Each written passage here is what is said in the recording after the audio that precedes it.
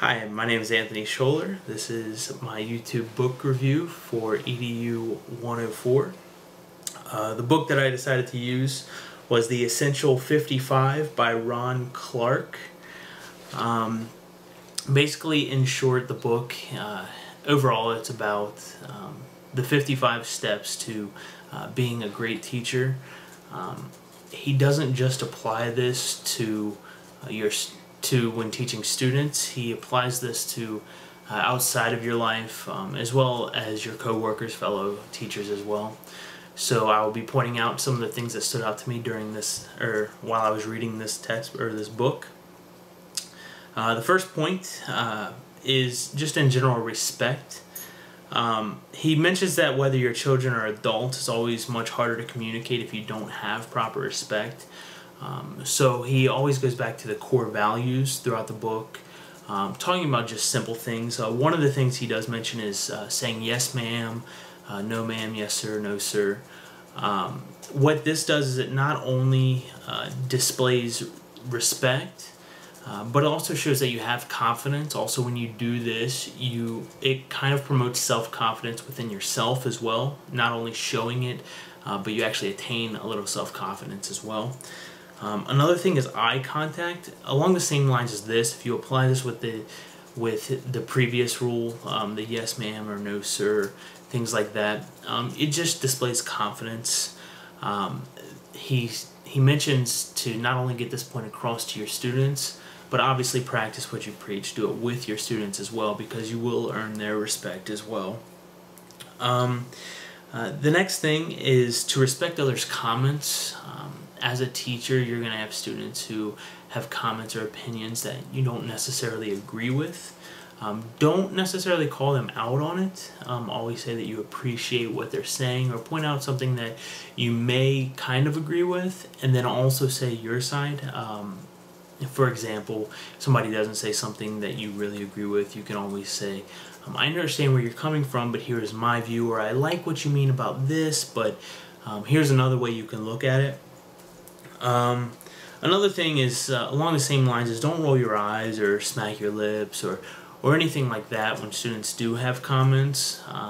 Regardless of if you are a teacher or not, it doesn't necessarily mean that your opinions are always correct. People are going to have different opinions, even your students will. So always respect their opinions. Let them know that you do respect their opinion, even if you don't necessarily agree with them or not. So that was the main thing, the first point at least, when it comes to respect. The second point that I wanted to point out was he alluded to the fact that his expectations for his students were pretty high. He didn't say this directly, but some of the steps that he does have in there kind of suggest it. One of the things that I noticed was he goes as far as to say that he assigns homework every day and expects the students to turn it in every day. He lets them know this. What it does is it puts them kind of at a higher standard. They know what they're doing. They know what is expected of them when he lets them know they will have, well, and whether it's short or long homework assignments, they will have them every day, and he does expect them. And what it does is it also holds the students accountable. He gives an example of he actually has a big board in his classroom that says it has been such and such days in a row that every student has turned in their assignment. Obviously, as the students turn in their assignments every day, he adds one more to that count. If there is a day that a student does not have their assignment, he will erase it and mark it down to 0, and he'll make sure the entire class knows that he's marking it down to 0. Doesn't necessarily call the individual out who didn't turn in their assignment, but it does hold them accountable. He noted that he doesn't have to punish students or do anything negatively to get them to turn in their homework when he does stuff like this, because the way that they are humbled when they don't turn in their assignments is punishment enough to get them to actually turn in their assignments more frequently.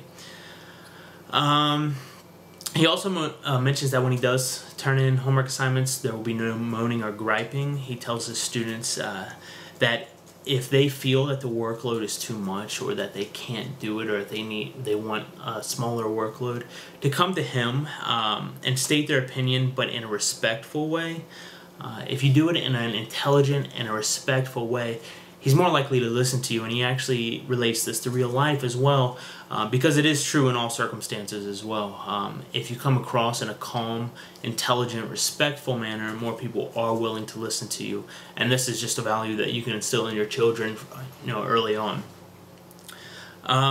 He also says that another point is that being a good teacher goes beyond the students. It's about the respect that you show to everyone. He gives just a few examples for this. The main one being learning all of the teachers' names, and then when you do come across them or you do pass them in the hallway, always greet them by their name. You can also relate this to real life as well. If somebody refers to you by name, you're more willing to listen, and you actually have their respect or have their attention. This is just one value that you can instill in school and also outside of school. He also talks about just the simple etiquettes of life. One of the things is washing your hands after you use the restroom. Always say excuse me when you dismiss yourself from a situation, whether it be the lunchroom table or just a small audience. Also hold the door for people behind you. All of these kind of go without saying, but believe it or not, they are values that some kids just don't know yet. So it's on us to instill that in them as well. He also, one of the things that I thought was pretty interesting is he mentions something called the Dorito rule. He tells his students that there will be no Doritos in the classroom at all. And there's actually a pretty funny reason for this, or a pretty interesting reason he does this, and he actually limits it to Doritos. He tells his students that when he was little, his mom used to buy him and his sister a bag of Doritos to share because that was their favorite snack. But what his sister would do is take a Dorito out, lick all the cheese off of it, and then put it back in the bag because she knew that he wouldn't take any more of the Doritos because it was kind of gross. So he would always laugh with his students and tell them that it just brought back bad memories, and he can't even look at another Dorito. And he actually knows that he still loves Doritos. The reason he does this is because it makes his students laugh. While going over rules, students don't want to really listen. If you relate a story like this, it always keeps their attention, makes them laugh, kind of brings you down to earth, and kind of puts you on their level and helps them understand you, and even really kind of appreciate and respect what you're saying to them. So those were three of the main things that I saw in the book. I do want to come back to the very beginning of the book. I thought it was very telling.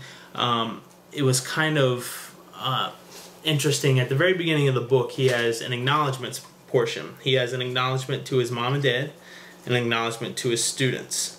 The thing that stuck out to me before I even read any of the book was the acknowledgement to the students. He says, "Thank you for teaching me more about life than I could ever teach you." And I thought that was a little bit of foresight into the book itself, and it really was. Basically, what I took from that is that your willingness to learn from your students has to be equal to your want to teach.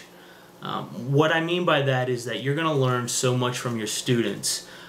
If you're closed-minded and you're not on the same level as your students, you're not willing to learn from them, it's going to make it very hard to teach. And you're going to learn so much from your students, and it's going to make your teaching ability that much greater if you're that open-minded with your students and that willing to communicate with them. Overall, it was a great book, and I really enjoyed it. Don't have much else to say about it. So again, it was The Essential 55 by Ron Clark. My name is Anthony Sholler, and that was my YouTube book project. Thanks.